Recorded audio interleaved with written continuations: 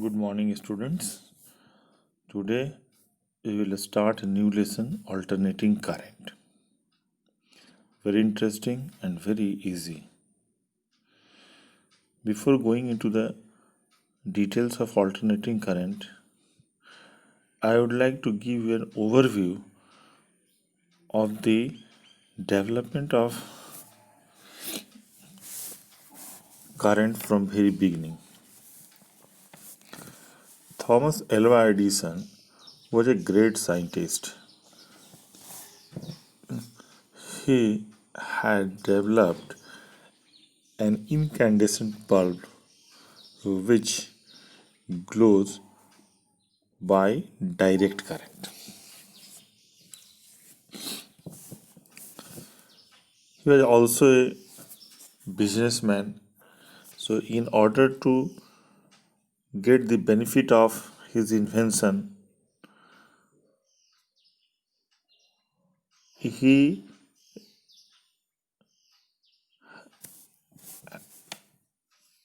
had he had to think of producing direct current so that the bulb which he had invented should be used by every house for the purpose of lighting. So he established a power plant for producing direct current, and there he was producing direct current by use of DC generator. But DC cannot be transmitted from one place to another by a distance more than 1 or 2 kilometers because of its own limitations. So, DC power plant was to be established near the highly densely populated areas.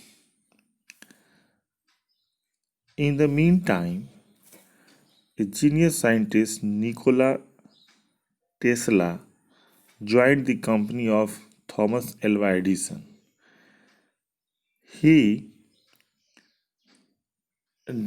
developed a new electrical equipment, AC generator, for producing alternating current, and he proved the worth of alternating current in transmitting it from one place to another over longer distances. But since Edison had already invested a huge amount of money in producing direct current, this might be one of the reasons because of which he rejected the idea of alternating current, calling it as very much dangerous. But Nikola Tesla was very much confident of his innovation. He left the company of Thomas Alva Edison. Later on, he established his own company for producing alternating current, and he proved the features of alternating current in front of the world by transmitting it over long distance with a minimum cost, and new machines he had invented which runs by using alternating current. In this way, alternating current has come into existence and revolutionized the world of industries with machines which runs by using alternating current. So let us see first about the two types of current, direct current and alternating current. Direct current, also known as DC is unidirectional. Is unidirectional, meaning it can take either positive value or negative values only. Like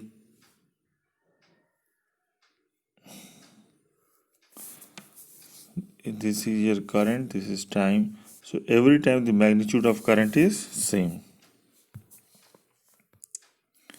The magnitude of current is same. We can also draw it like this. The magnitude of current, here it is positive.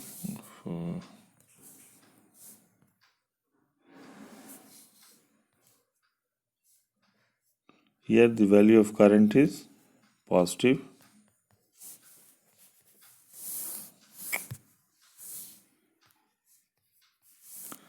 If we draw like this, then here also the current is unidirectional, its only value is negative.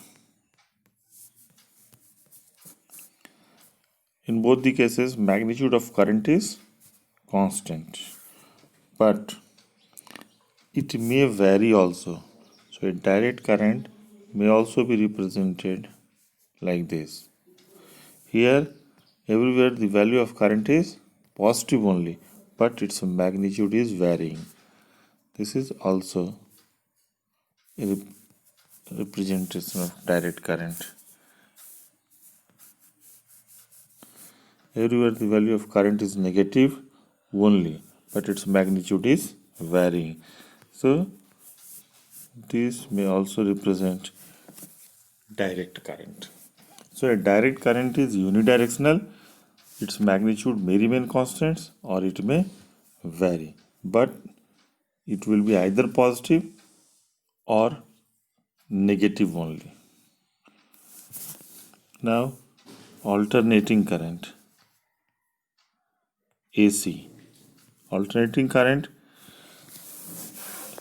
the current which changes alternately after a regular interval of time, changes its direction alternately after a regular interval of time, like this. Here it is positive, then it becomes negative, again positive, then becomes negative. So the value of current here, sometimes it becomes positive, then negative, positive, then negative. So this change of direction takes place after regular interval of time. Apart from that, here magnitude is also varying.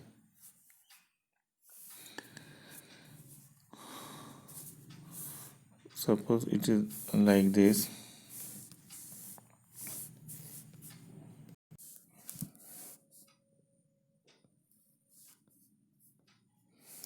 Here the value of current is positive, then negative, again positive, then negative.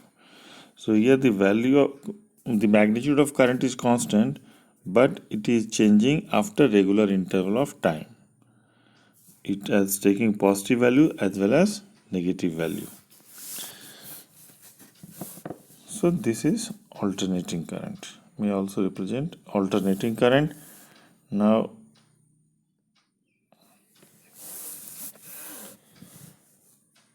in AC generator we have seen that EMF is induced across the ends of the coil rotating in the magnetic field and is given as E is equal to E naught sine omega t. This is the instantaneous value of EMF that is produced in the coil. If it is passed through the circuit of resistance R, the current that is produced will be I is equal to E by R, and finally we get I is equal to I naught sine omega t, where I naught is the peak value of current, omega is the angular frequency. So the instantaneous value of EMF or current may be represented by I is equal to I naught sin omega t, or E is equal to E naught sin omega t, or I is equal to I naught cos omega t, and E is equal to E naught sin omega t.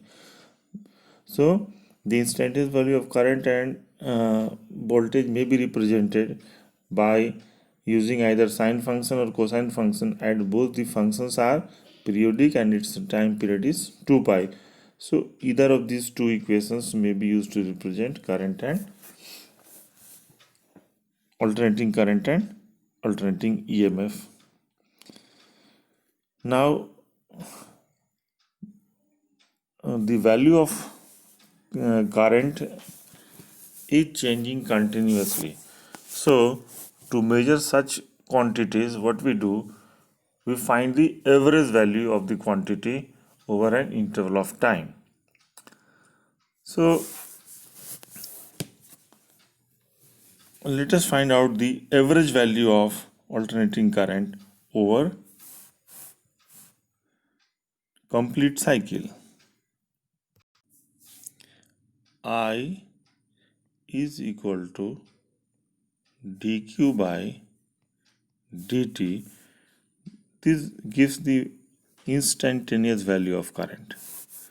So average value of current is given as I is equal to q by t. Q is the total amount of charge that will flow into the circuit in time t. See, so dq is equal to I dt is the value of charge that the current will send if it flows through it for a very small interval of time dt. So in order to find out the total charge that will flow into the circuit in time period say t, then it is to be integrated over the time period. So q is equal to I dt 0 to t, and time t maybe 0 to t dt. So the average value is determined as I dt 0 to t divided by 0 to t dt. So using this formula we can find out the average value of alternating current. So if I is equal to I naught sin omega t represents the instantaneous value of AC, then its average value we can find out like this. On calculation, we find that average value over complete cycle is 0. It doesn't mean no electrical energy is consumed when an alternating current flows for complete cycle. So how to measure that value? For that, mean value or average value is defined over half cycle, and we define it as that value of current which, when passed through a circuit for half the time period as alternating current, sends the same amount of charge as sent by the alternating current in the same circuit in the same time. Meaning it is that value of direct current which sends the same amount of charge in the circuit as sent by the alternating current in the same circuit in the half time period of AC. So the value is for finding out the average value over half cycle of AC, we put the value of instantaneous value of current in this expression, and after calculation we find that it is 63.6% of peak value of current. So in this way, how much AC is equivalent to how much DC, that equivalence relation this gives us. Then we find another value which is known as root mean square value of current or RMS value of current, also known as virtual value of current.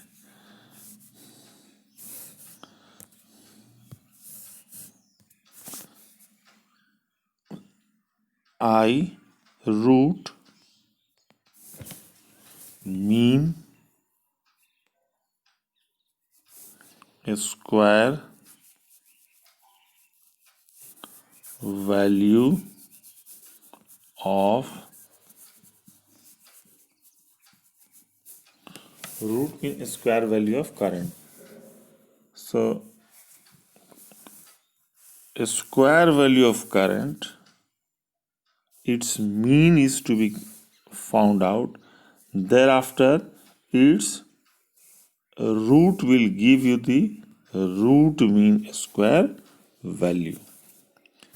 So root mean square value, it is the mean of a square value of current. So how we find mean?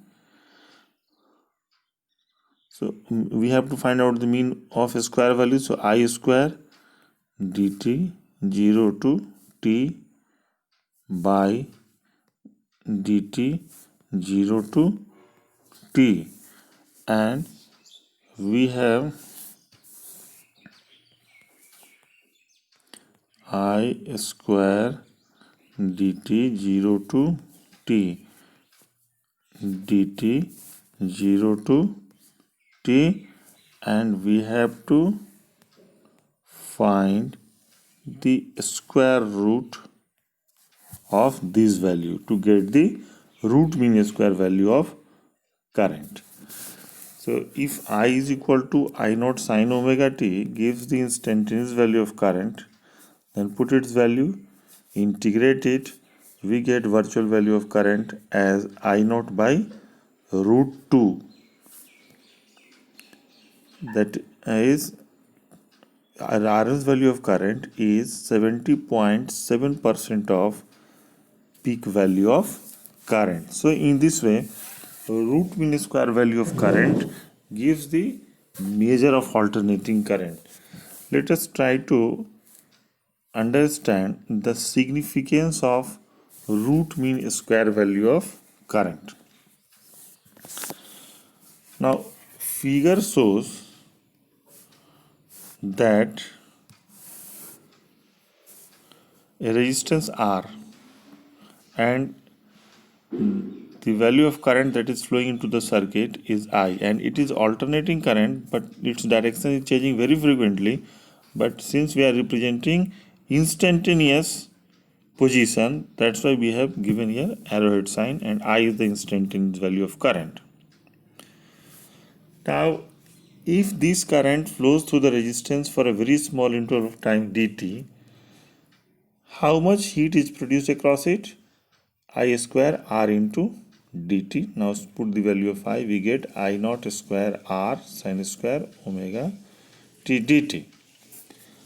Now if this alternating current flows through the resistance for a very for time period t, then how much heat it will produce? The above expression is to be integrated from 0 to t.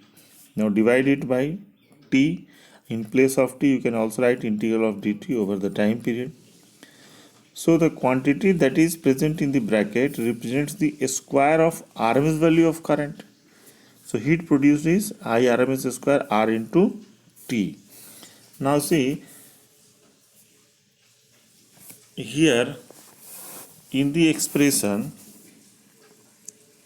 H is equal to I square R dt. If we put the average value of current, then and we calculate the H is equal to I square R into T. Here, if you put the average value of current and calculate the amount of heat that is produced in time t, and we also calculate the heat that is produced by the alternating current in the time t, we find that these two are different. But if we put the RMS value of current in this expression and calculate the amount of heat produced, it comes out exactly equal to the amount of heat that is produced by the alternating current in the same resistor in the time t. So in this way, RMS value gives the measure of alternating current. It is that value of current, direct current. It is that value of direct current which, when passed through a resistor for a given interval of time, produces the same amount of heat as produced by the alternating current in the same resistor in the same time. So the RMS value of current gives the measure of alternating current.